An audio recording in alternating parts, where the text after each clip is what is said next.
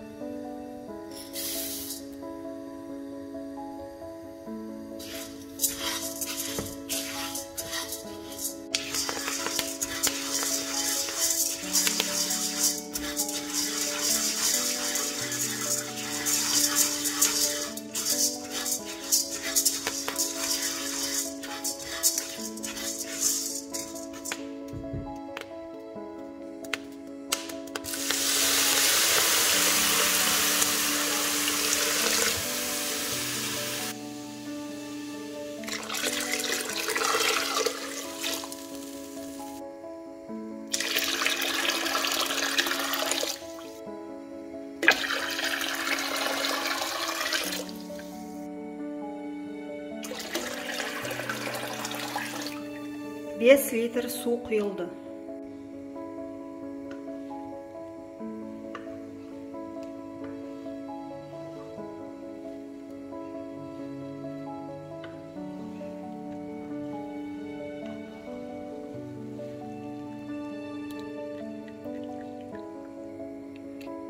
Көжеміз қайнайын деді. Енді астын жай қойып, баяу отта піскенше бидай мен перловкасы пісіреміз.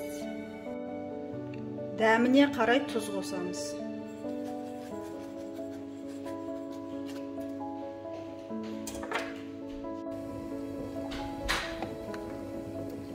Перловка пісті.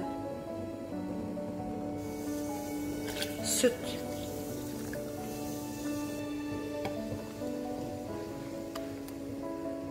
Үш 5 минут қайнатамыз.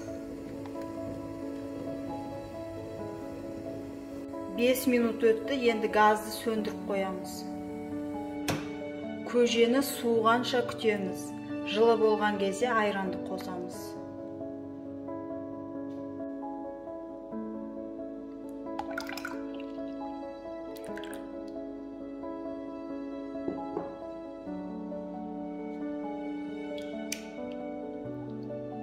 Мұқият араластырып, жылы жерге 1 күн, 1,5 күн қойып қоямыз.